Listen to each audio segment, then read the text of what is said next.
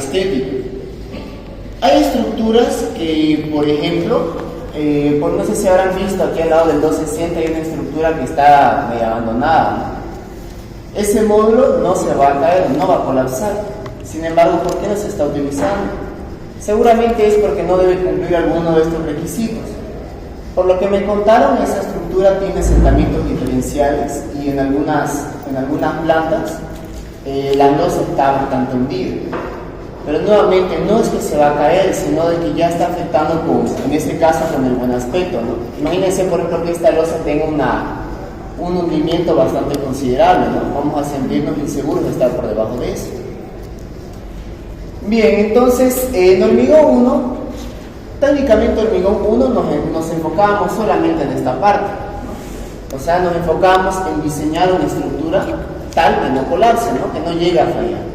Para eso nosotros aplicamos el método de estados límites últimos. ¿Que en qué consistía? Pues bueno, era mayorar las cargas y disminuir las resistencias.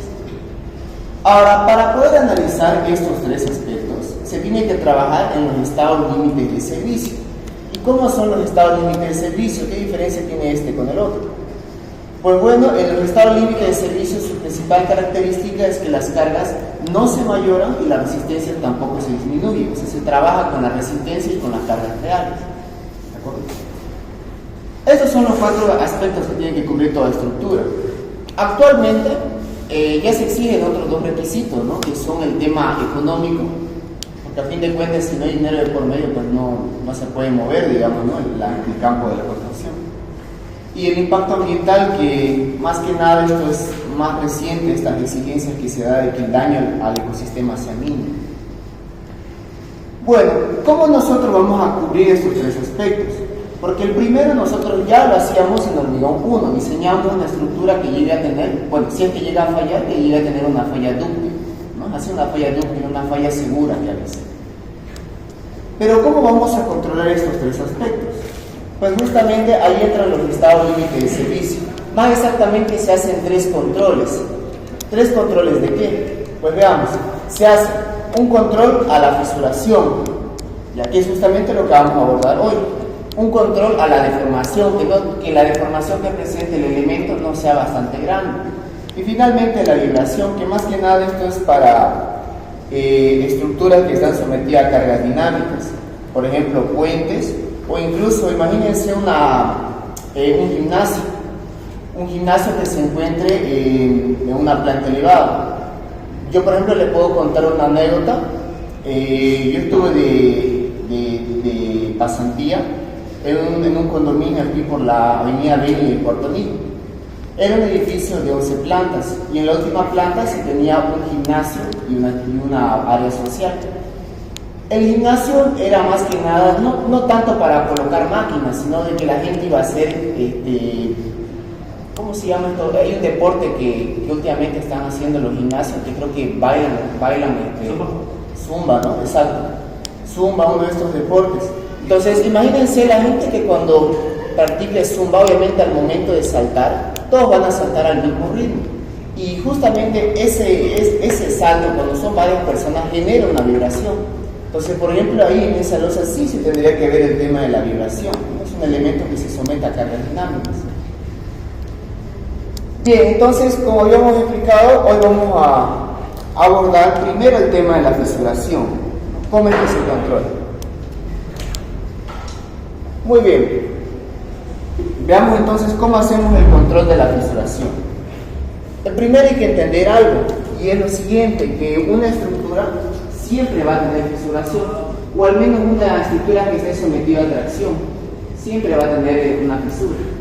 Por ejemplo, imaginémonos una viga que esté apoyada simplemente en 2 columnas.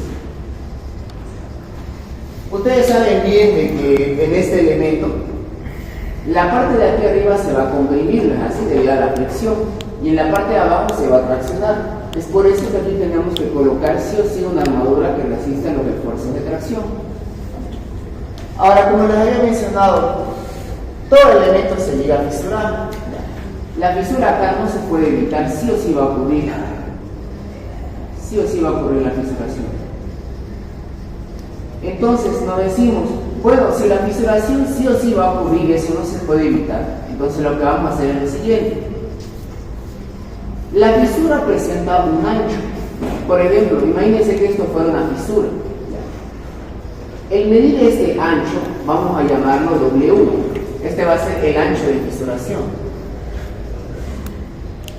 Entonces, ¿cómo vamos a hacer el control de fisuración? Es lo siguiente.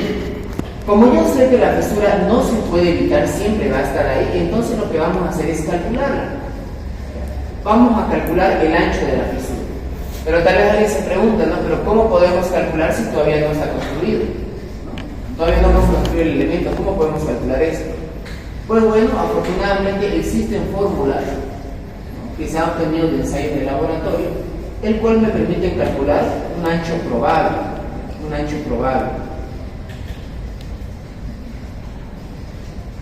Es una estimación aproximada que se hace, pero ojo, para poder hallar este ancho probable, en teoría no se está tomando en cuenta que haya errores constructivos. Porque a fin de cuentas, si yo hago una estructura, si yo calculo una estructura y lo hago bien, de nada me va a servir que el constructor lo haga como sea. Entonces, este ancho probable es tomando en cuenta que en teoría se realice correctamente todo en orden. Ahora, ¿qué hacemos entonces con este ancho probable? Que sabemos que siempre va a haber este ancho de fisuración. Lo vamos a limitar. ¿Cómo es eso? Vamos a compararlo con otro valor, el cual vamos a llamar un ancho límite o un ancho admisible. Entonces, nuevamente, si la fisura siempre va a estar ahí, lo que tenemos que hacer es calcular ese ancho de fisuración y verificar que no sea un ancho límite, o si quieren verlo así, un ancho admisible. El ancho admisible depende directamente de dónde se encuentre el elemento. Depende de dónde está ubicado. Porque no va a tener un mismo ancho admisible en la estructura de Santa Cruz que en la estructura de La Paz. Tienen diferentes. Aquí depende mucho de dónde se encuentra ubicado la estructura. Y bien, para el ancho probable, esto sí se puede calcular, que es lo que vamos a ver a continuación. ¿Cómo se puede hallar esto?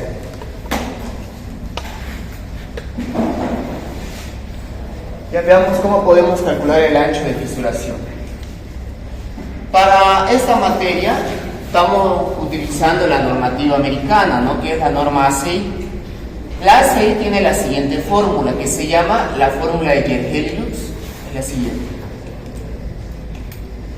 Fíjense, dice el ancho de fisuración probable. ¿Por qué le llamo probable? Porque todavía no hemos construido la estructura, ¿no? La real en teoría sería que ya se construye el elemento y luego se lo mida como una regla. Hay una reglita especial para poder medir las fisuras. Ahí existe una reglita especial que usan los constructores. Bien, veamos entonces qué significa cada uno de estos elementos. Veamos qué significa. Bien, primero, ¿qué vienen a ser estos elementos? Primero abordemos qué significa beta. Veamos qué significa beta. Para entender beta hay que ver lo siguiente. Esto aquí lo hago claro. Para entender qué es beta vamos a ver lo siguiente. En hormigón 1 hemos visto cuáles eran los estados del hormigón o la fase del hormigón. ¿Se acuerdan cuáles eran los estados? O más exactamente, ¿cuántos estados tenía? Fisurado.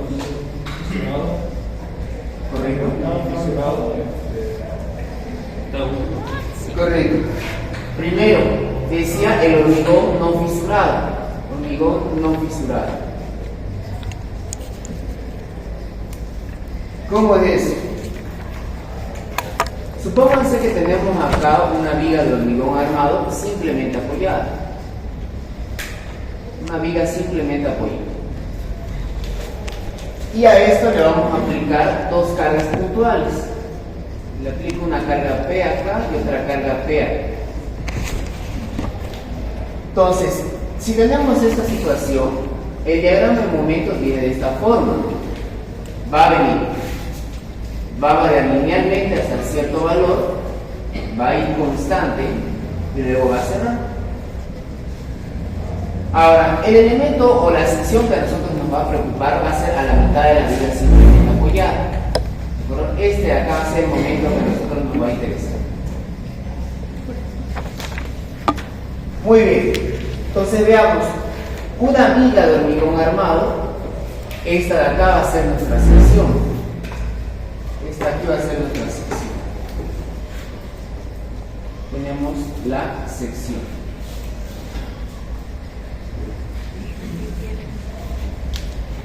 Bien, eso era en el estado no fisurado. Ahora, ¿qué pasa en el segundo estado, que es el hormigón fisurado?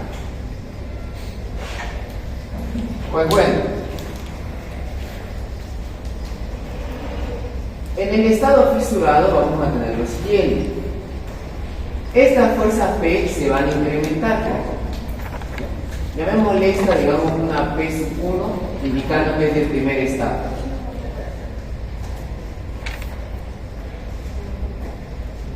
En el segundo estado vamos a ir incrementando esta fuerza.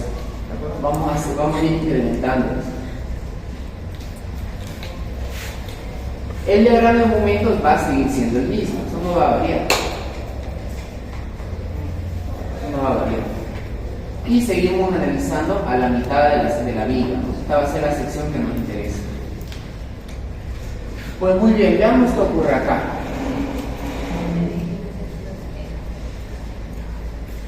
En el estado 2 se presenta un momento tal que empieza a producir fisuras.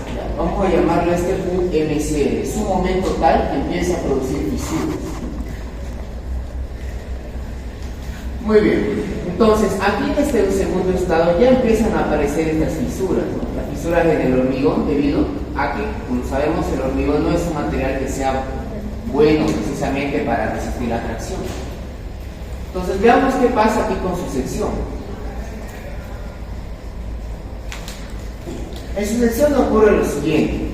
A ver, ustedes saben bien que una viga simplemente apoyada va a tener un momento máximo positivo, por lo cual la armadura va a venir en la parte de abajo. En el estado 1 no se toma en cuenta el aporte del acero, ¿ya? Se lo toma como si fuera un hormigón, una sección puramente de hormigón. Ahora, en el estado 2 no puedo hacer eso, no puedo omitir el aporte del acero. Y es por lo siguiente. Fíjense. Como ya están apareciendo fisuras acá, el hormigón ya no puede trabajar. Ya se corta ese aporte que me daba. Por lo tanto, aquí ya ¿quién entraría para resistir estos refuerzos? El acero, ¿no? Aquí ya recién se toma en cuenta el aporte del acero. Ahora, cuando el elemento es sometido a un momento de flexión positivo, sabemos que la parte de arriba se comprime, mientras que la zona de abajo se tracciona. Aquí arriba se comprime y abajo se tracciona. Muy bien. Ahora, en el tercer estado, que era en el que nosotros trabajábamos en hormigón 1, ¿no? Que es el hormigón de su estado último. Voy a ponerlo directamente en el estado último.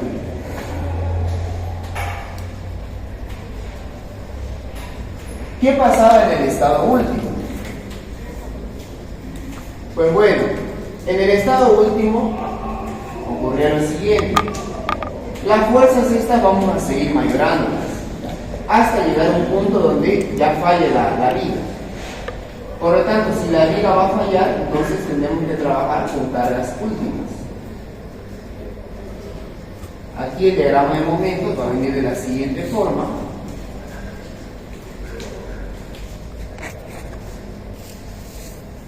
El diagrama sigue siendo igual, pero ahora el momento que tenemos acá es el momento último. Muy bien. Ahora, en el estado último pasa lo siguiente, segundos antes de que falle la pieza. Estas fisuras del hormigón ya son lo suficientemente grandes como para hacer esto. Van a ver que mientras vamos incrementando el momento, la fisura también se hace cada vez más grande. Va a llegar un punto donde esto de acá, la fisura sea lo suficientemente grande como para dejar expuesto la armadura. Va a quedar expuesto la armadura. Que de hecho justamente el diseño es útil es para eso, ¿no? Si la pieza, en este caso, si la viga va a fallar de manera dúctil, entonces tiene que quedar expuesto a la armadura, ¿no? así para que dé una advertencia y la gente puede evacuar el edificio. Bien, la sección viene de esta forma, así lo especifico. La sección viene así.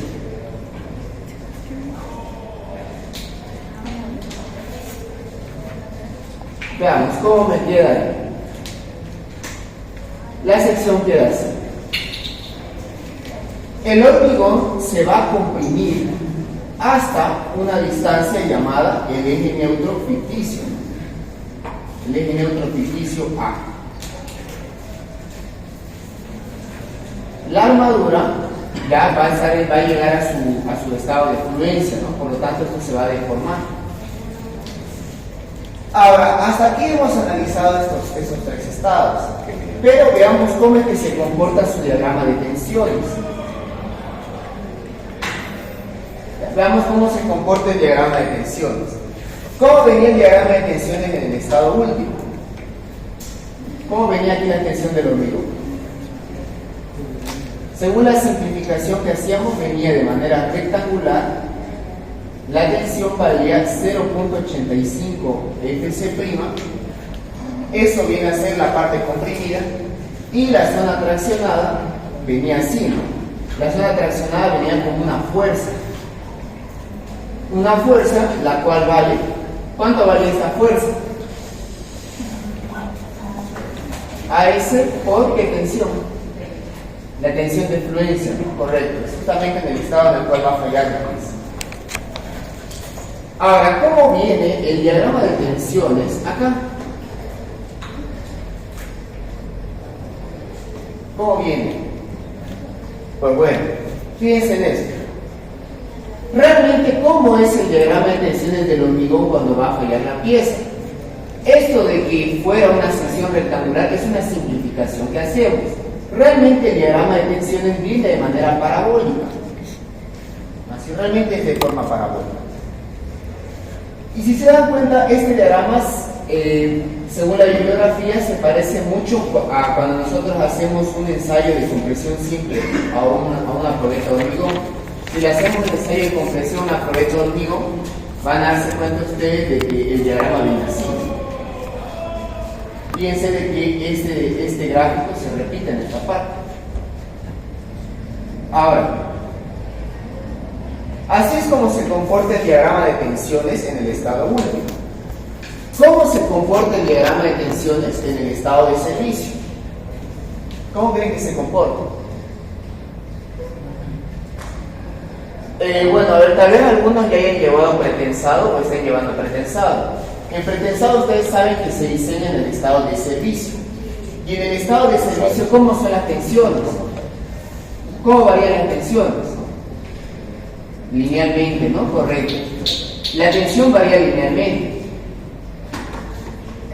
Ahí. Ahora, esta tensión que va a tener el hormigón, obviamente no va a ser la última, ¿no? Va a ser una tensión sigma sub c, la tensión del hormigón. Y ahora, esto de acá viene a ser la zona comprimida. La zona traccionada dijimos que lo está resistiendo el acero. Esta fuerza, ¿cuánto creen que valdría? ¿Cuánto valdría esta fuerza? Esta fuerza acá, la fuerza de tracción, sería el área de la armadura por qué cosa. Ya, el FI es la tensión de fluencia, ¿no? Que es en teoría lo que ocurre cuando está fallando la pieza. O sea, ustedes saben bien que cuando el acero llega a la fluencia, ¿qué es lo que ocurre en la fluencia? Se da una gran deformación. Ahora, acá la tensión que ocurre no es la de fluencia, porque no estamos en el estado último, sino que estamos en un estado previo. Por lo tanto, a esto vamos a llamarlo F sub S, el cual va a ser la tensión del acero en estado de servicio. ¿Y cómo creen ustedes que sería en el estado 1 el diagrama de tensiones? Tomando en cuenta de que la sección no se está tomando en cuenta el acero, sino que se lo está asumiendo como que fuera puramente de hormigón. Aquí es donde entra lo que ustedes han visto en RESI 1, la teoría de resistencia de los materiales 1. En RESI 1 ustedes asumían que la sección era homogénea, ¿no? O sea, que se trataba del mismo material, cosa que aquí se está ocurriendo. Por lo tanto, en RESI 1, ¿cómo venía el diagrama de tensiones? Venía de esta forma, ¿no? Venía de esta forma. Entonces, fíjense en eso, ¿no? Fíjense en esa relación que hay en estos tres estados. Ahora, cuando hablemos de fisuración, vamos a estar en este estado de acá, en el segundo, en este segundo estado. Ahora, en el estado 3, en el hormigón 1, ¿hasta qué parte se comprimía? ¿Cómo se llamaba esta distancia? ¿Hasta qué distancia se comprimía el hormigón? La distancia A, ¿no? ¿Qué significaba la distancia A? Era la profundidad del eje neutro ficticio, ¿no? Muy bien. Ahora, del hormigón no fisurado, volvamos al estado 1. En Resi 1 veíamos que ¿dónde se encontraba el eje neutro? En el centro de gravedad, ¿no? En el centro de gravedad de la sección. Ahora, en el estado 2, el eje neutro se encuentra a una distancia, la cual vamos a llamar distancia X. Se encuentra a una distancia X. O sea, en el estado de servicio, el eje neutro tiene su propia distancia, por lo cual a este vamos a llamarlo el eje neutro en estado de servicio. ¿De acuerdo? Tiene su propio eje neutro. Muy bien. Entonces, fíjense, hasta acá que habíamos visto, existe una distancia X. ¿De acuerdo? Hay una distancia X.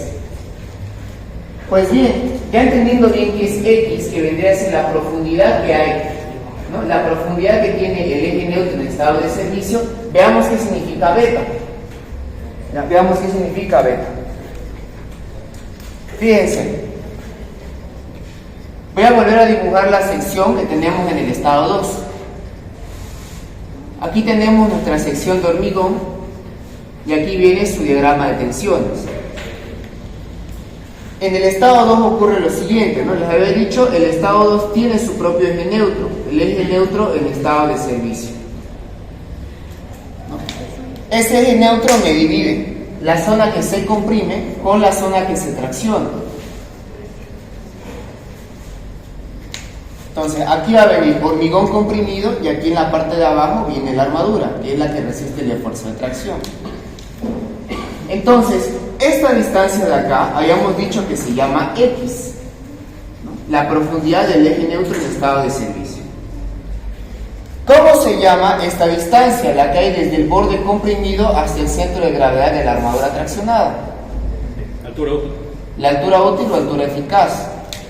Entonces, ¿qué viene a ser beta? Veamos. Dice, beta es una relación de dos distancias. ¿Qué distancias? Viene a ser la altura total que tiene la pieza, menos la distancia X, dividido la altura útil D menos la distancia X. Es una relación de dos distancias. Ya vendría a ser esta distancia de acá, que viene a ser D menos X, y esta distancia de acá, que viene a ser H menos X. ¿De acuerdo? Eso viene a ser beta, es una relación solamente de dos distancias. Bien, ¿qué viene a ser F sub S? ¿Qué vendría a ser F sub S?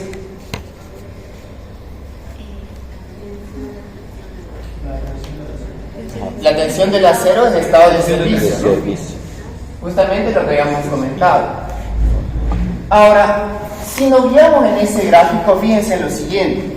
Dice, aquí el hormigón se comprime y la tensión varía de manera lineal.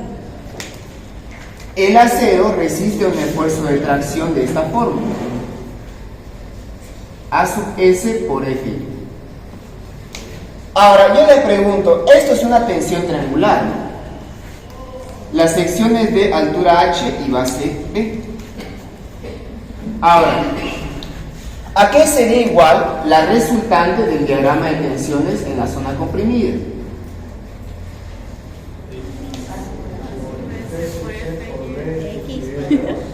Sí, ¿no? O sea, es solamente calcular el volumen, ¿no? El volumen que hay.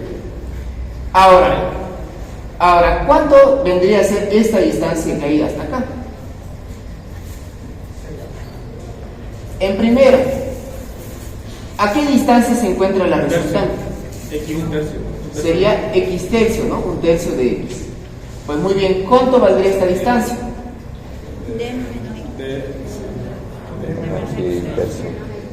D menos X tercio, ¿no? Correcto. Ahora, este diagrama de tensiones son justamente un par de fuerzas, ¿no? Fíjense que esto es un par de fuerzas. Ahora, este par de fuerzas, ¿qué resiste? ¿Contra qué se opone este par de fuerzas? Contra un momento, ¿no? ¿Qué momento? Ahora, ojo, no estamos hablando del estado último, por lo tanto, este no es un momento último. Nominal. Sería un momento, no, cuidado, tampoco es un momento nominal. Aquí estamos hablando de lo siguiente. Como estamos en el estado de servicio, aquí estamos hablando de un momento del estado de servicio. Ahora, ¿con cuál de los momentos trabajamos? Obviamente tenemos que ver la situación más desfavorable. En otras palabras, hay que trabajar con el momento mayor, o sea, el momento máximo que tengamos en estado de servicio. ¿Ya? Entonces, a este momento vamos a llamarlo el momento máximo del estado de servicio. Max del estado de servicio.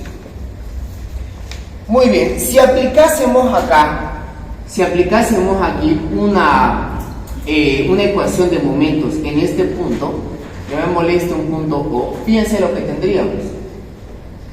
Sumatoria de momentos en el punto O igual a 0. No se olviden de que una de las hipótesis para que se cumpla la teoría del hormigón armado es que se dé el equilibrio. Entonces, si hacemos sumatoria de momentos en este punto, ¿qué vamos a tener? Ya, primero el momento, no viene de forma antihoraria, por lo tanto va a ser negativo. Más, AS por FY me produce un momento horario, o sea, AS por FY, por la distancia que habíamos determinado que era D menos X tercio, igual a 0. Entonces, pero D por sigma es, pero FS, ¿no? En el estado de servicio. Entonces, de acá, si despejásemos Fs, obtenemos la siguiente ecuación. Dice, momento máximo del estado de servicio dividido entre la armadura, el área de la armadura traccionada, por altura útil menos X tercio. Entonces, fíjense que el F sub S se puede calcular. El F sub S se puede calcular. Ojo, esta es una fórmula, ¿ya? Se puede calcular el F sub S de esta forma. Ahora, la ACI maneja otra fórmula, pero les digo que los dos llegan exactamente al mismo número. Los dos dan exactamente el mismo número.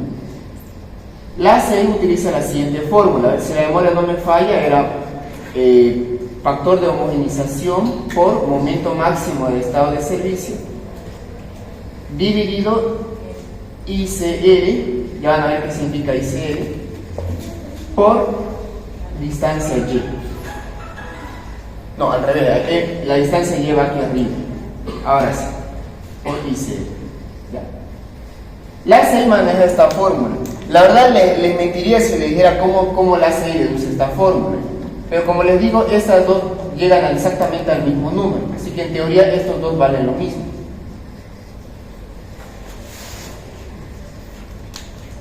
Les comento porque, bueno, el ACI se maneja esta fórmula ya.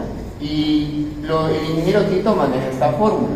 Pero nuevamente los dos llegan exactamente al mismo resultado. Los dos llegan a valer lo mismo.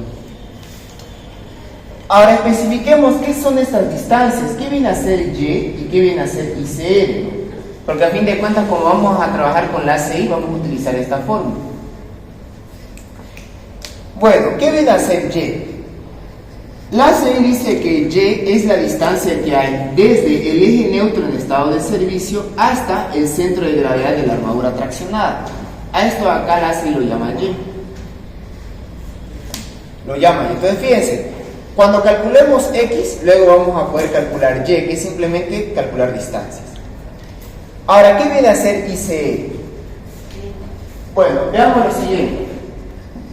En el estado 1, se toma la sección como si fuera todo de hormigón. Toda la sección se la suma como que fuera hormigón, se desprecia el aporte de la C.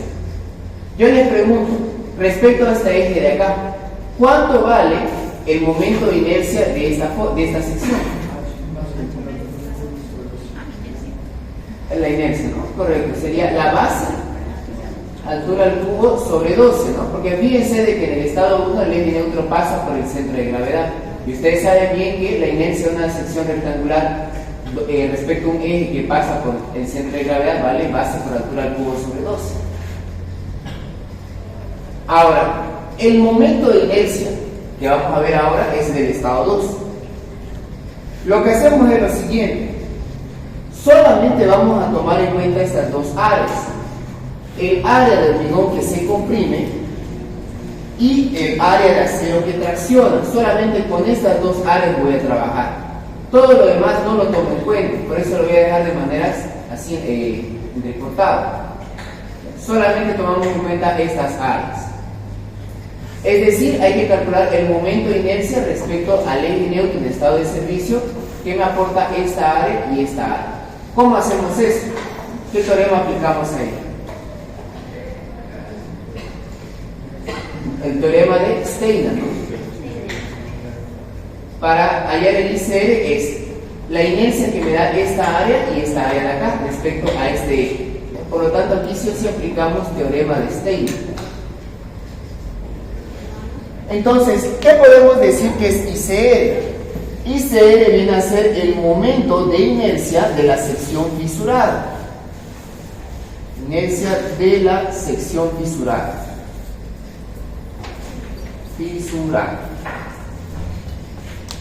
Bien, N, ¿qué viene a ser N? Pues bueno, este N se le va a hacer familiar a muchos. N viene a ser el factor de homogenización. Esto lo hemos visto en Resi 1. En Resi 1, ¿cómo se calcula el factor de homogenización? Es la relación entre dos módulos de elasticidad, ¿no? Ahora, el factor de homogenización que trabajamos es el siguiente. Vamos a llevar de acero a hormigón. Por lo tanto, aquí arriba en el numerador viene la tensión, pero el módulo de elasticidad del acero, y aquí abajo el módulo de elasticidad del hormigón. ¿Cuánto vale el módulo de elasticidad del acero? Es una constante, ¿no? 2.100.000, ¿no? 2.100.000 kilos sobre centímetro cuadrado. Ahora, ¿cuánto vale el módulo de elasticidad del hormigón? La fórmula, la ACI maneja la siguiente fórmula. Dice que este módulo está estrechamente relacionado con su resistencia a compresión simple. Y se maneja esta fórmula. 15.100 la raíz cuadrada del F0. Entonces, como pueden ver, todo acá se puede calcular. El F sub S sí o sí lo calculamos, ¿ya? Y como estamos manejando la fórmula del ACI, entonces vamos a trabajar con esta fórmula. Bien, ¿qué viene a ser D sub C y A sub K? ¿Qué vienen a hacer estos dos valores? Bueno, supónganse ustedes que tenemos la siguiente sección. Imagínense que tenemos una sección rectangular de esta forma. Aquí hay una barra, digamos que estas dos fueran barra phi de 25, ¿ya? Que fueran barra phi de 25. Dos barras phi de 25. Y tengamos acá 1, 2, 3 y aquí arriba otras dos barras phi de 20. Entonces que aquí tengamos 5 barras phi de 20. 5 barras phi de 20. Pues muy bien. DC viene a ser lo siguiente. Es el recubrimiento mecánico que tiene la barra más cercana a la cara traccionada. ¿Cómo es eso? ¿Qué es recubrimiento mecánico? ¿Qué era recubrimiento mecánico en hormigón 1? El centro de gravedad. Correcto, la distancia del centro de gravedad de todo el grupo de barras de armadura traccionada hacia el borde traccionado. Ahora, DC viene a hacer esto. DC solamente toma en cuenta la primera fila, ¿ya? Si es que tuviera más de una fila. Solamente se toma en cuenta la primera. DC es el recubrimiento mecánico de la barra más cercana a la cara traccionada. Ahora fíjense que aquí tenemos dos barras, ¿no? De diferente diámetro. Hay una barra phi de 25 y hay una barra phi de 20. O sea, la barra phi de 25 y la barra phi de 20, los dos tienen recubrimiento mecánico, ¿no? Si lo vemos de manera individual. ¿Cuál de estos dos se toma como DC? El mayor, el que tenga el mayor diámetro. DC siempre se toma la distancia que hay del centro de gravedad de la armadura, que está en la primera fila, la más grande, el diámetro más grande, hacia la cara traccionada. Esto acá viene a ser DC. ¿De acuerdo? Eso lo especifico por si es que se le presenta un caso donde tienen diferentes diámetros o más de una fila. Y bien, ¿qué viene a ser azúcar? ¿Qué es azúcar? Pues bueno, azúcar es lo siguiente.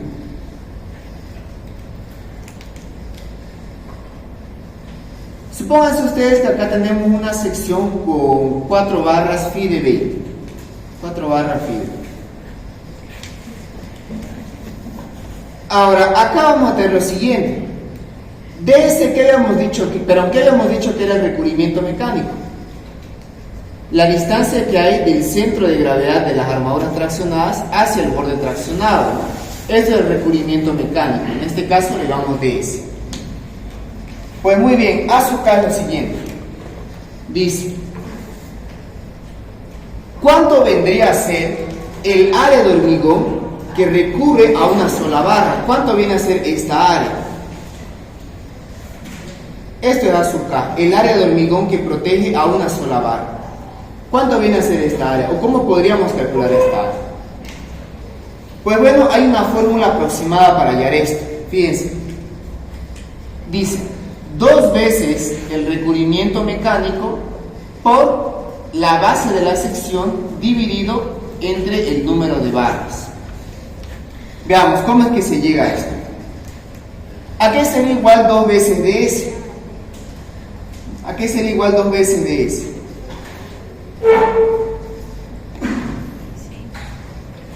Bien, 2 veces de S habría que duplicar esta altura. Por B, fíjense, 2 veces de S por B yo voy a tener toda esta área de acá. Ahora, aquí tenemos 4 barras, ¿no? Entonces, si lo dividimos entre 4, es como si repartiéramos esta área equitativamente para cada una de las barras. Lo estoy dividiendo entre 4 porque hay 4 barras. Entonces, de esta forma yo consigo cuánto es el área de hormigón que protege a una sola barra. Esto acá viene a ser azúcar.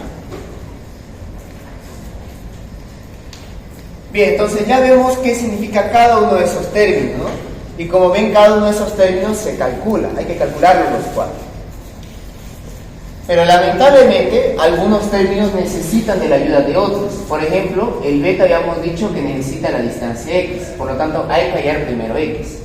F sub s necesita distancia y, MA, inercia de la sección fisurada y factor de homogenización. Entonces, como ven, en cierta manera se va alargando los cálculos, porque para calcular estos términos se necesita a su vez de otros. Bien, voy a borrarlo todo esto.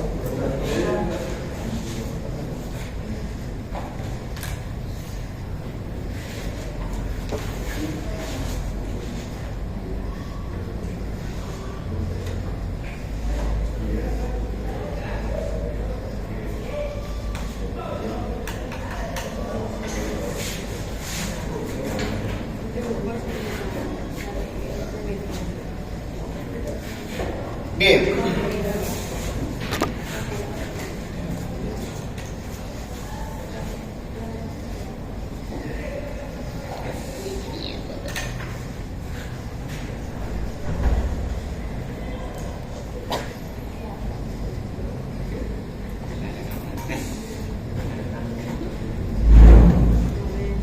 Ahora, todos estos términos que hemos explicado, todo esto viene acá, ¿ya? Aquí está explicado qué significa cada uno de estos términos.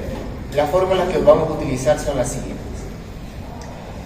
Bueno, entonces, hasta acá, ¿qué podemos calcular? El ancho de la fisuración.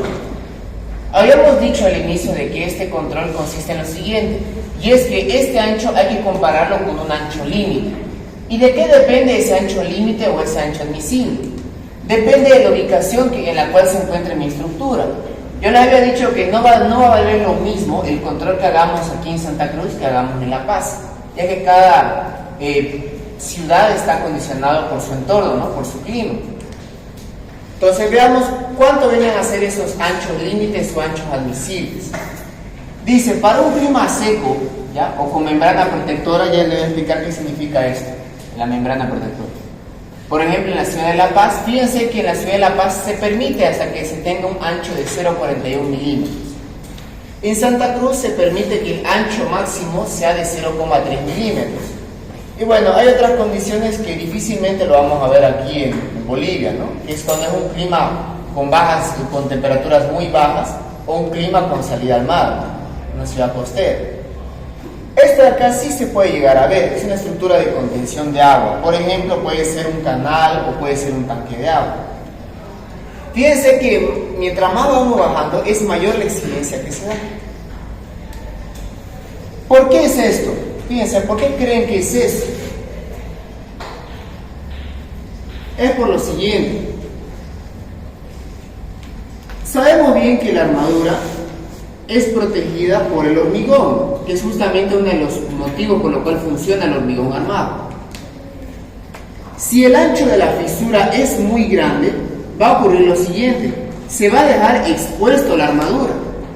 Si se deja expuesto la armadura, el oxígeno del ambiente, ¿no? El oxígeno del entorno, puede llegar a entrar justamente por la fisura y alcanzar al acero. ¿Y qué ocurre con el acero? ¿Qué ocurre con el acero cuando está en presencia de oxígeno? Se oxida, ¿no? Primero se oxida y luego se empieza a corroer. Entonces, esto de acá, el oxígeno lo va a ir comiendo poco a poco. Y al final, fíjense que es como si lo cortásemos al acero. Y como ustedes saben, es el acero quien resiste el esfuerzo de tracción. Pero si el acero está cortado, ya no puede resistir esta tracción y la pieza va a llegar a fallar. Ahora, hay ambientes donde la presencia de oxígeno no es tanta. Por ejemplo, en La Paz no es tanta la presencia de oxígeno. Es por eso que se le permite tener esto un mayor ancho. Pero por ejemplo, aquí en Santa Cruz hay nomás presencia de oxígeno y humedad todavía en el entorno. Por lo tanto, tenemos que ser más estrictos con este ancho, ¿no? Hay que limitar que no sea tan grande. Bien, y ahora, ¿qué pasa con las estructuras de contención de agua? Supóngase, por ejemplo, que esta viga va a estar sumergido en agua. Pues obviamente peor, ¿no? Si el agua llega a entrar, obviamente va a venir y lo va a corroer al acero. Entonces, ¿por qué se da ese ancho de 0,1? ¿Por qué se dice que una estructura en contención de agua puede permitir un ancho de fisura, pero no tiene que pasarse de ese valor? Y es por lo siguiente. Ustedes recordarán bien de física, ¿no? Lo que era el tema de capilaridad y la tensión superficial. Ustedes saben bien que el agua, ante cierta cantidad o hasta una cierta distancia, no puede penetrar el agua. Es justamente por su tensión superficial. Cuando el ancho de fisura es muy pequeño, y el agua, aunque hay un espacio directo que me arroje al acero, no puede entrar el agua, porque justamente acá se dan estas tensiones de aquí, las tensiones superficiales. ¿De acuerdo? Es por eso de que cuando es una estructura con contención de aguas, se exige sí o sí de que no tiene que pasarse de ese valor. Pero ¿qué pasaría si nosotros colocamos un plástico, una membrana protectora? Fíjense que si colocamos el plástico, la membrana protectora, pues bueno, ya no nos preocupa aquí que el agua directamente entre en contacto, ¿no? Así con la fisura, porque la membrana lo está aislando y lo está protegiendo de esa fisura. Es por eso de que la membrana protectora, fíjense que me aumenta bastante el ancho de la fisura admisible. Y bueno, el control se puede resumir en esta fórmula, ¿no? Lo que habíamos comentado. El ancho de fisura que calculemos no tiene que excederse del ancho permisible o ancho límite o ancho admisible que también se ve. Bien, entonces ahora sí, tomando en cuenta todo esto, podemos proceder a hacer el ejercicio. Fíjense que tenemos acá una viga simplemente apoyada con un voladizo. Está sometido a una carga distribuida puntual, pero una carga distribuida muerta y una carga distribuida viva. Y tenemos a su vez una carga muerta puntual y una carga viva puntual. La sección es una sección rectangular de ancho 40 y altura 60. Ahora, aquí en el estado límite de servicio, aquí sí nos preocupa no solo la resistencia de los materiales, sino que también nos interesa saber dónde es que se encuentra este elemento. En este caso estamos en la ciudad de Santa Cruz. ¿Cuánto habíamos dicho de que es para la ciudad de Santa Cruz el ancho admisible?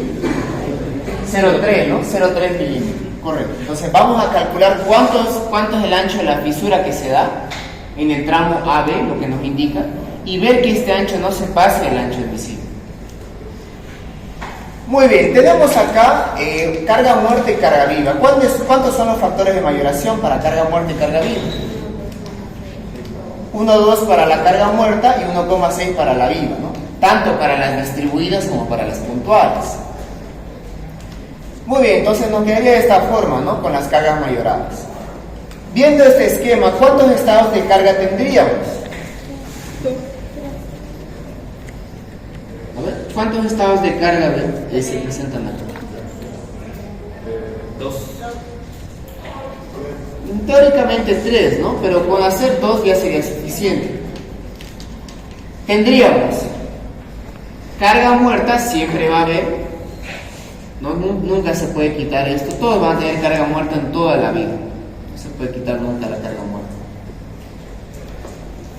Carga muerta tanto distribuida como puntual.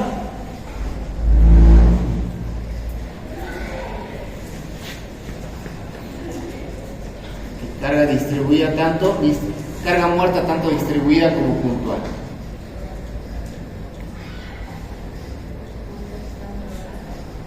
Ahora, aquí lo que hay que jugar es con la carga viva. En el primer estado de carga vamos a colocar la carga viva solamente para los tramos impares. Por lo tanto, va a haber carga viva solamente para el tramo 1, la carga viva distribuida, y también la carga viva puntual.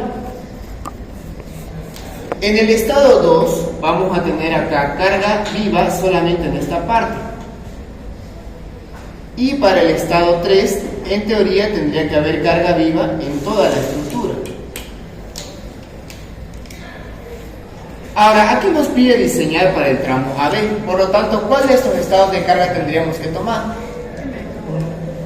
El primero, ¿no? Porque con el primero vamos a obtener el momento máximo que se da en el tramo AB. Aquí va a venir el momento máximo.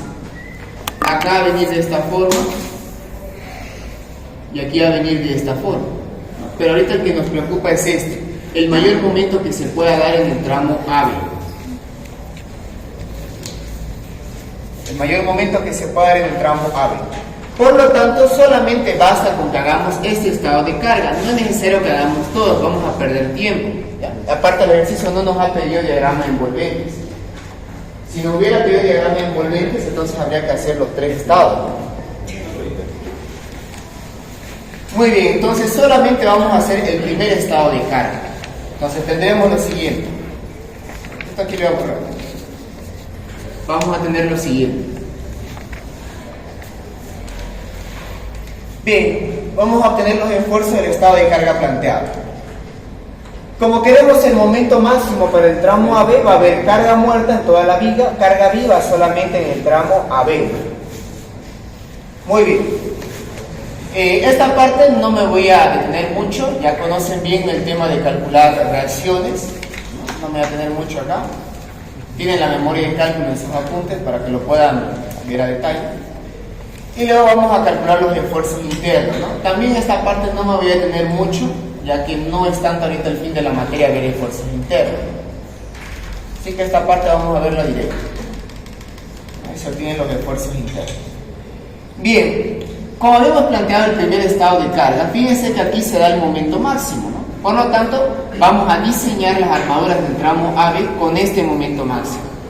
Entonces, nuestro momento máximo o momento de diseño va a ser 44,372.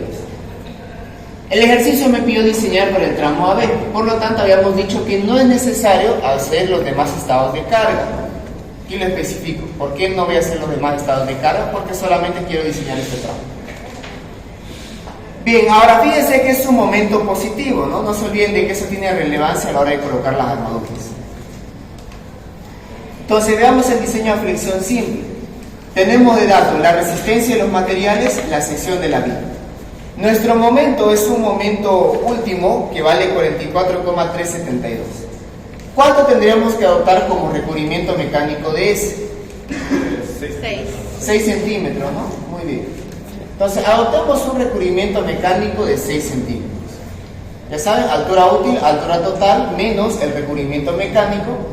Antes de calcular las armaduras, aprovechamos aquí en ver la armadura mínima por flexión y por retracción de temperatura que nos exige la norma.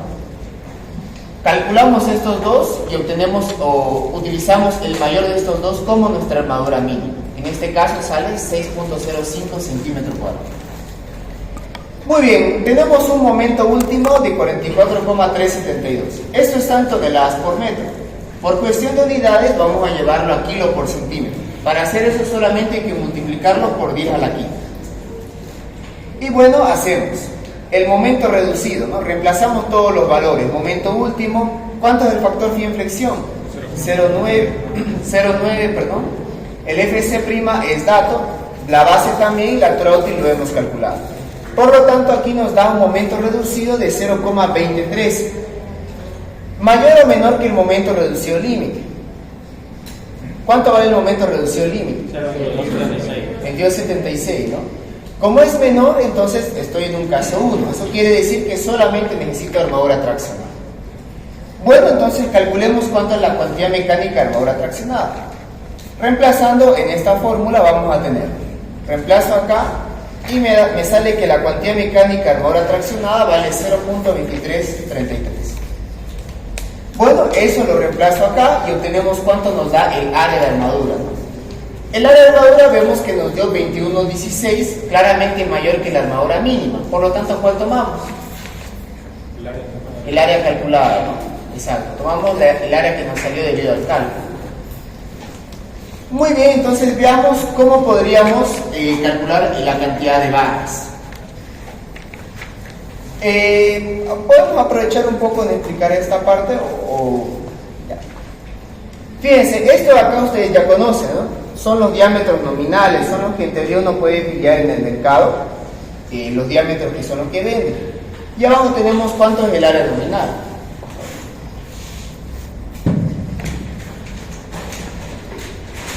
Fíjense esto de acá. Todos esos diámetros, los que uno pilla en el mercado, son estos de acá, los que en teoría el vendedor te va a mostrar así, ¿no? Entonces, fíjense, realmente es muy diferente el contemplarlo, ¿no? Es decir, voy a colocar una barra FIDE 32 y otra cosa es tenerlo, ¿no? Fijamente, fíjense que es una armadura bastante robusta. Voy a colocar acá, ya si quieren tomar foto.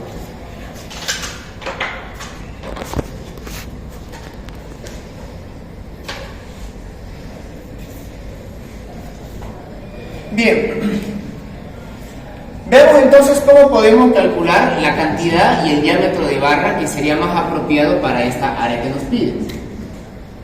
Y yo les comparto una forma que es la que veo más pertinente porque aparte de ver más de una opción, o sea, aparte de calcular la cantidad de barra que necesita esta área, vemos otras alternativas, ¿no? En caso de que no nos cumplieran. Entonces, ¿cómo hacemos aquí nuestro análisis?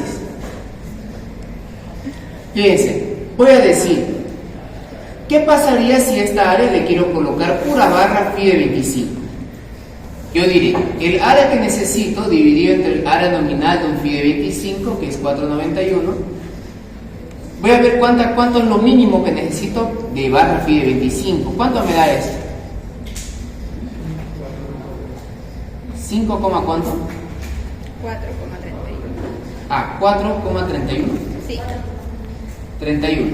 Bueno, obviamente no puedo colocar 4,31 barras, ¿no? Entonces lo redondeamos al entero superior, que en este caso es 5.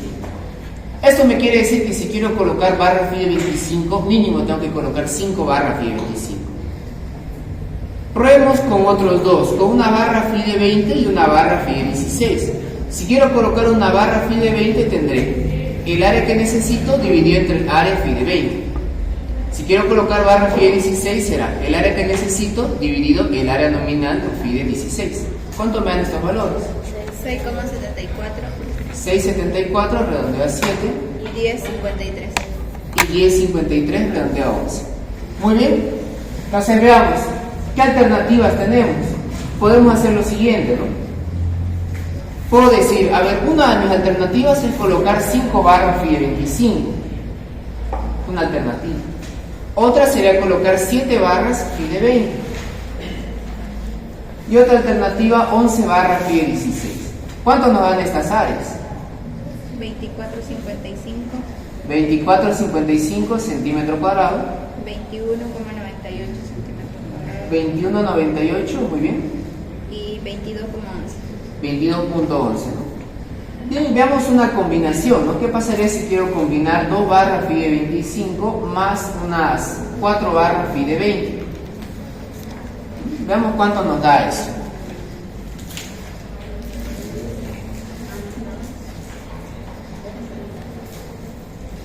Dos barras phi de 25 y 4 barras phi de 20. 22,38. 22.38. Bien, aquí tampoco les pido que hagan hartísimas combinaciones, con que hagan una mínimo unas 4 y ya tienen unas buenas opciones. De todas estas barras, la que más se me aproxima al área que necesito es la segunda. Por lo tanto, vamos a adoptar este área.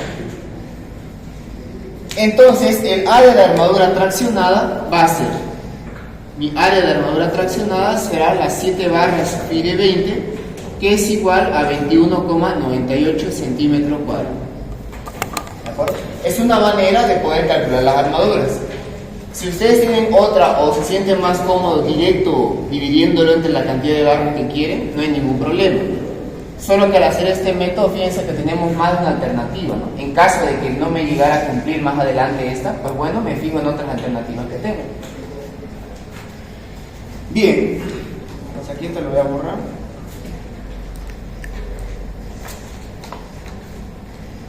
Ahí, ¿no? Tendríamos lo siguiente, ¿no? Que es lo que hemos visto hace un rato.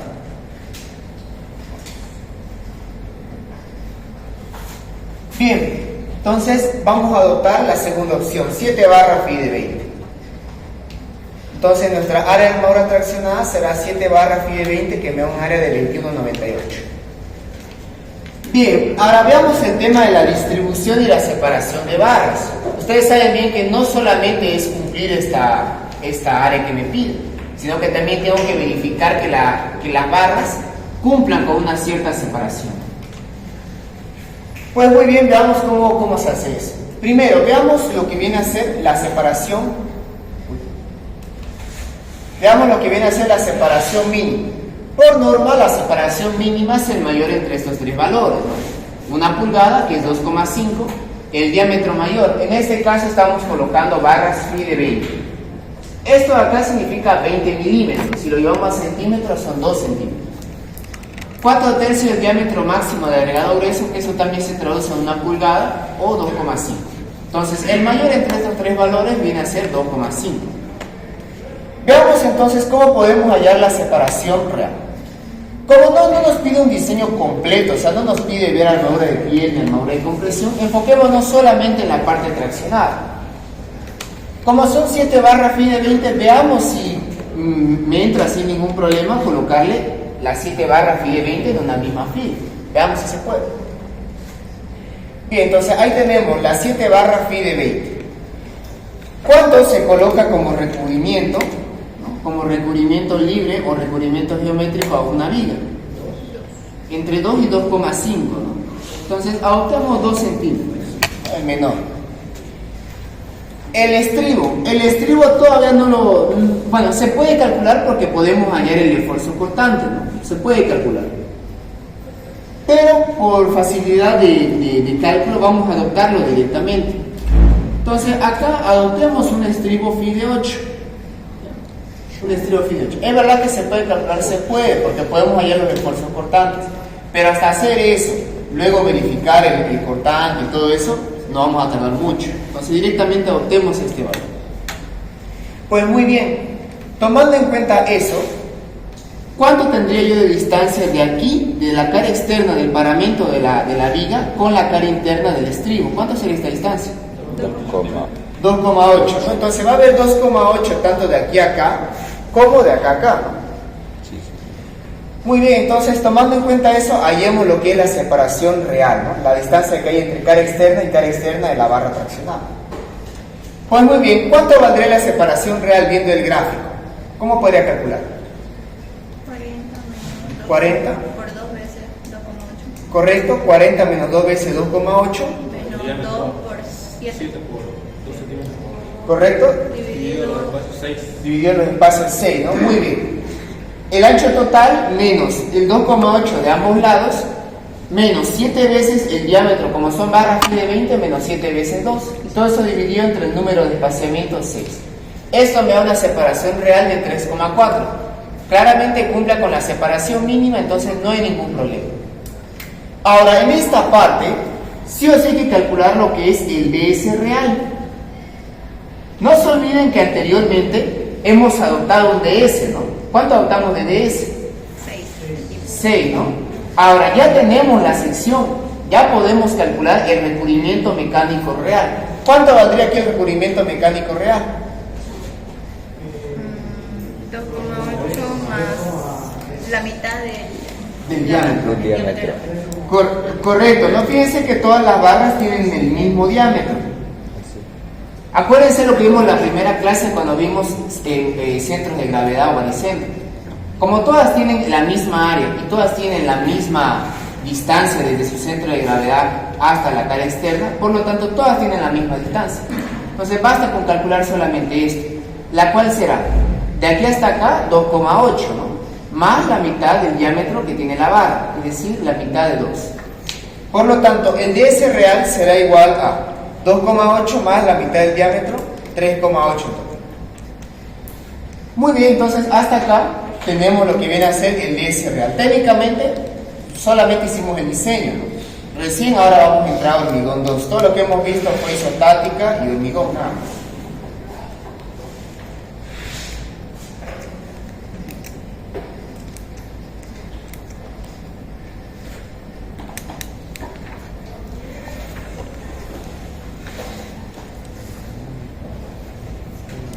Muy bien, entonces calculemos ahora sí el ancho de la fisura.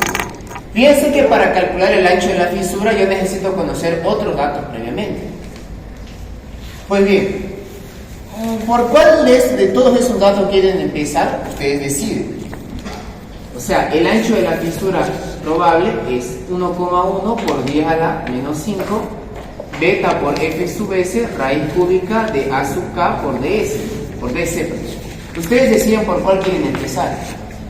Yo les propongo la siguiente metodología, ¿ya? Esta metodología es como que más ordenada y mientras va calculando uno, va calculando otra cosa.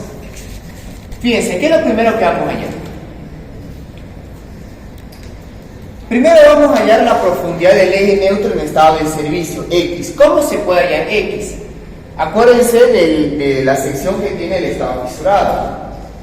X es esta distancia. ¿Cómo podemos hallar X?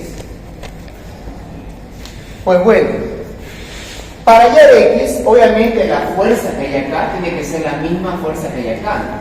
En otras palabras, a ver, hay una relación entre lo que es el momento debido a una fuerza con el momento estático.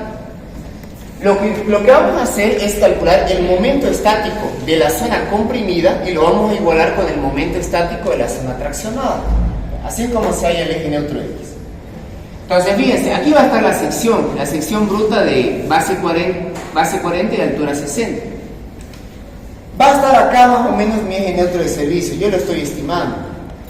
Ahora, la zona superior, como es un momento positivo, se va a comprimir. Por lo tanto, esta área de acá se va a comprimir, es un área que va a trabajar, en este caso es el área de hormigón. Ahora, esto de acá es un área, no es un rectángulo, y como todo rectángulo tiene un centro de gravedad. ¿Cuántas serían las dimensiones de este rectángulo? ¿Cuánto sería? B por X. La base B, correcto, y la distancia X, ¿no? Que es a fin de cuentas lo que queremos hallar. Ahora, ¿quién resiste a la zona traccionada? ¿Quién resiste la zona traccionada? El acero, ¿no? Correcto. Sin embargo, hay un problema acá. Para hacer momentos estáticos, recuerden de isostática 1.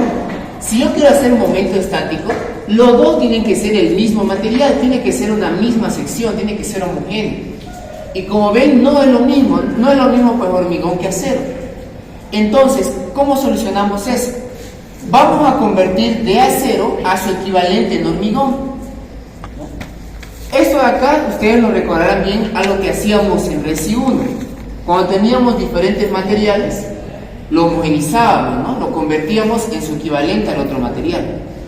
Para convertir de acero en su equivalente de hormigón, ¿por qué hay que multiplicar acá? El factor de homogenización. Entonces, ahora sí, en teoría, esto es área de hormigón y esto es su equivalente del acero en área de hormigón. Ahora los dos ya son el mismo material. Por lo tanto, ahora sí podemos aplicar momento estático. Ahora sí puedo aplicar momento estático. Ahora, ¿cómo se llama esta distancia? La que hay desde el centro de gravedad de la armadura traccionada hasta el borde traccionado. ¿Cómo se llama esta distancia? El recubrimiento mecánico. ¿Cuál sería, el adoptado o el real? El real, ¿no? Ahora ya tenemos la sección y como vamos a trabajar con las secciones reales, pues obviamente tengo que trabajar con el DS real. Ahora, si tenemos un recubrimiento mecánico real, podemos calcular una altura útil o altura eficaz real. Podemos ahora sí hallar una altura útil real. Bien, ¿a qué será igual la altura útil real? ¿A qué es igual una altura útil? Altura total menos el recubrimiento mecánico, ¿no? Como es la altura útil real, pues entonces el recubrimiento mecánico real. Muy bien. El recubrimiento lo vamos a tener acá.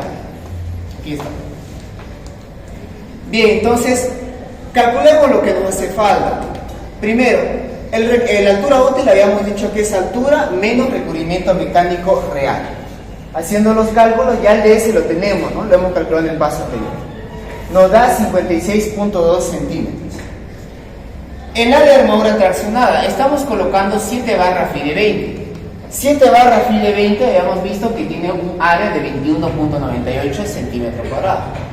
Ahora, para hallar el factor de homogenización, ¿a qué es igual el factor de homogenización? Mol elasticidad, acero, ¿correcto?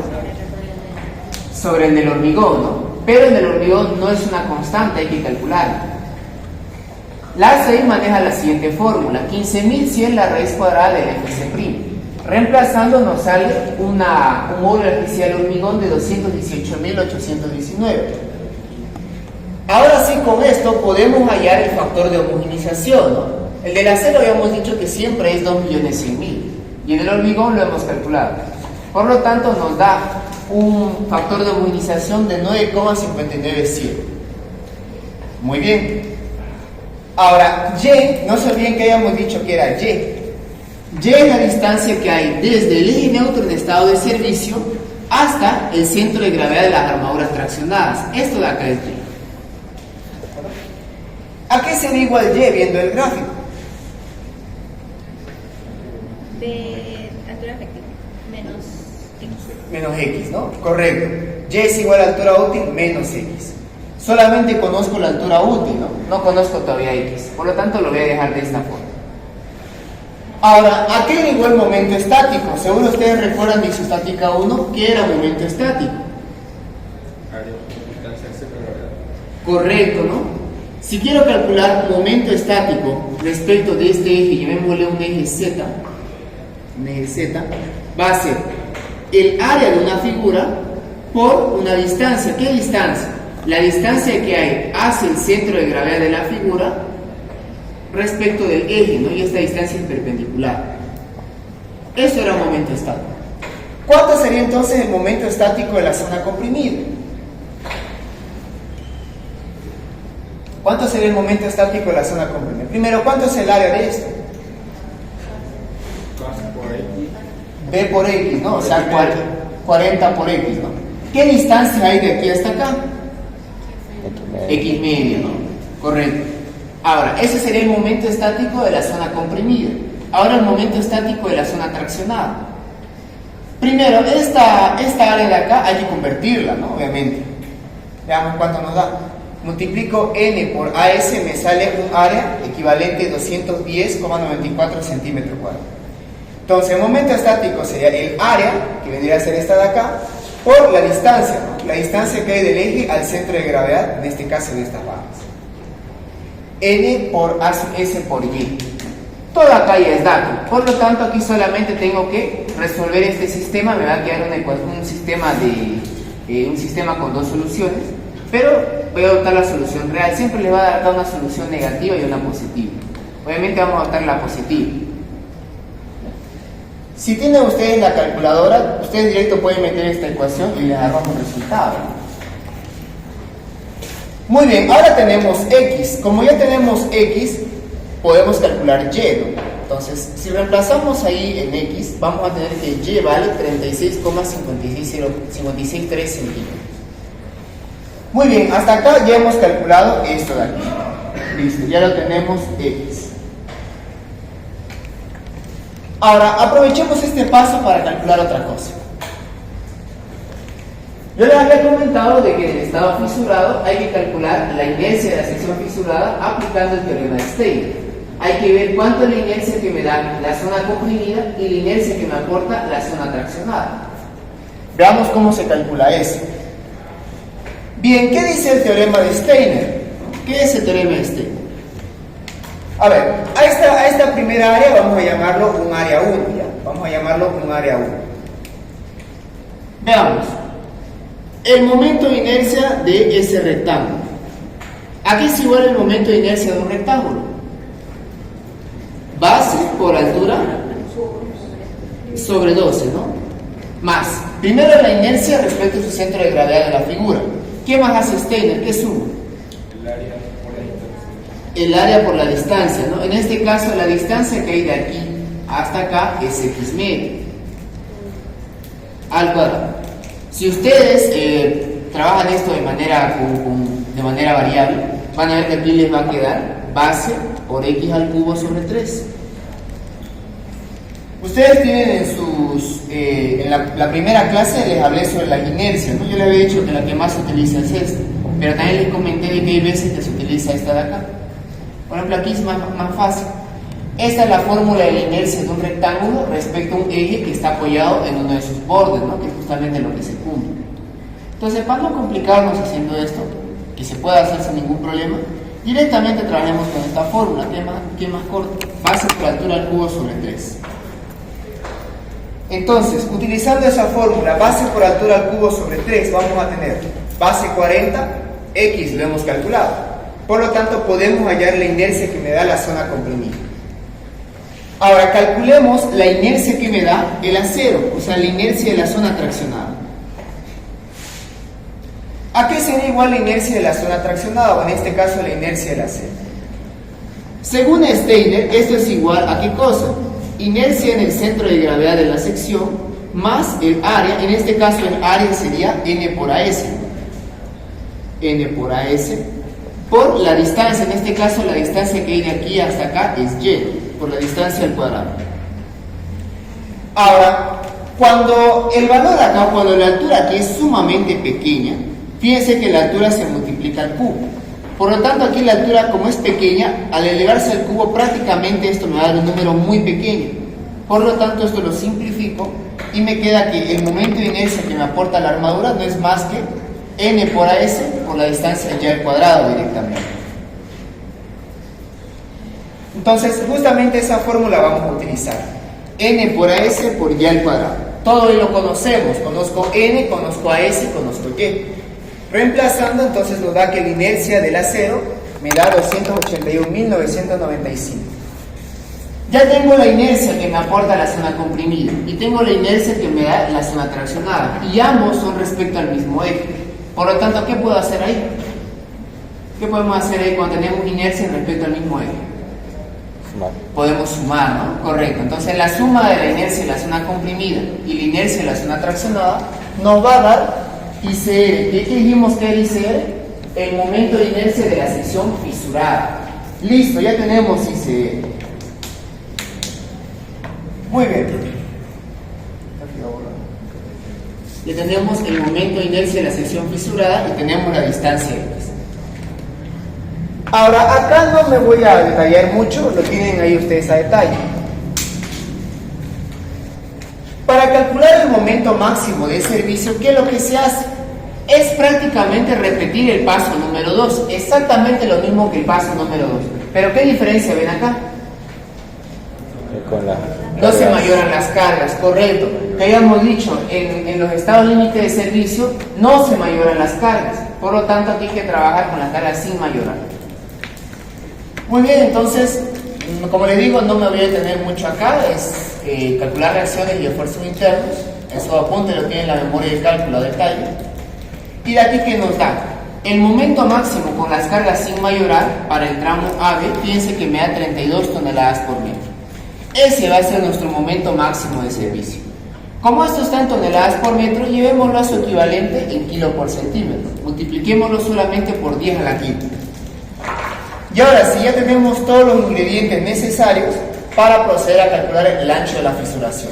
Fíjense, primero beta. Habíamos dicho que beta es la relación entre dos distancias. Reemplazo todo aquí es dato, y me sale que beta es 1,1. A ver, les doy como bueno, es un comentario que da la ACI. La ACI dice que si no se dispone con la suficiente cantidad de datos, se puede adoptar que beta vale 1,1 y que el F sub S es igual a un 60% del FY que se utiliza. Ustedes pueden hacer la prueba, muchas veces se cumple esto. O sea, no les va a dar exacto este valor, pero se aproxima bastante. El FY que teníamos en este ejercicio valía 5.000, ¿no? 5.000 por 0,6 nos va a dar acá 3.000. 3.000 kilos sobre el centímetro cuadrado. Muy bien, entonces veamos. Fíjense que nuestro beta, el real, el que hemos calculado, se aproxima bastante, ¿no? El que dice la C. Se aproxima bastante. Calculemos F sub S. Tenemos N, tenemos MA, Y lo conocemos e ICR también. Reemplazando todo eso nos sale que la tensión del acero en estado de servicio vale 2.932. Fíjense que esto igual se aproxima bastante al que dice la C. Se aproximan bastante. Muy bien, ya tenemos beta F sub S. D sub C. A ver, nuestra sección ¿cómo venía? La sección venía de esta forma, ¿no? Era una sección ahí y teníamos 7 barras phi de 20. 7 barras phi de 20. Como todas estas barras, fíjense que solamente tenemos una fila y todas valen la misma distancia, pero todas tienen el mismo diámetro. Esto de acá viene a ser D sub C. Si hubiésemos tenido, por ejemplo, unas 2 barras acá, D sub C sigue siendo este valor. No se olviden que es la distancia del centro de gravedad de la barra más cercana a la cara traccionada. Sigue valiendo D sub C. ¿Cuánto valdría entonces D sub C? 5,8.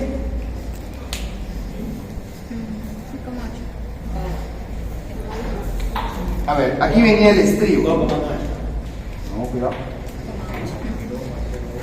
A ver, aquí venía el estribo, ¿no? Correcto. 2,8, de aquí hasta acá hay 2,8 más la mitad del diámetro, que esto es 1. Entonces D sub C nos va a dar 3,8. Aquí sería 2 centímetros al recubrimiento más 0,8 del estribo y más la mitad del diámetro todo. D sub C. Y finalmente A sub K. A sub K ya habíamos dicho que es 2 veces el DS, ojo, el DS real, por la base B dividido el número de barras. Un comentario, el número de barras es tal cual número de barras. No me interesa si fueran de diferentes diámetros. Si por ejemplo estuviera así una barra phi de 25, y acá barra phi de 20, no me interesa que sean de diferentes diámetros, solamente quiero la cantidad. En este caso habría 9 barras, ¿no? Muy bien, entonces aquí se los dejo como comentario. El número de barras no le importa que fueran de diferentes diámetros, solamente quiere saber la cantidad de barras que tiene la zona traccionada, nada más. Muy bien, entonces DS, el que hemos calculado, el DS real 3,8, la base 40 y aquí 7 barras, por lo tanto divide entre 7. Listo, entonces ahora sí, reemplazando todo eso nos sale que el ancho de fisuración probable, según la fórmula de Gergel y Lutz, nos sale que el ancho va a ser de 0,20 milímetros. En realidad daba acá 0,195, pero lo redondeo a 2 decimales, 20. Bien. Muy bien, habíamos dicho de que estamos en Santa Cruz, ¿no? Por lo tanto, ¿cuánto es el ancho de fisura admisible en Santa Cruz? 0,30. 0,30, ¿no? Por lo tanto, fíjense de que cumple, ¿no? Nuestro ancho era 0,20 y el ancho en la zona aquí en Santa Cruz es 0,30. Estamos por debajo del ancho admisible o ancho límite. Entonces podemos decir que el diseño que hemos hecho cumple con el estado límite de fisuración, ¿no? Cumple con ese control.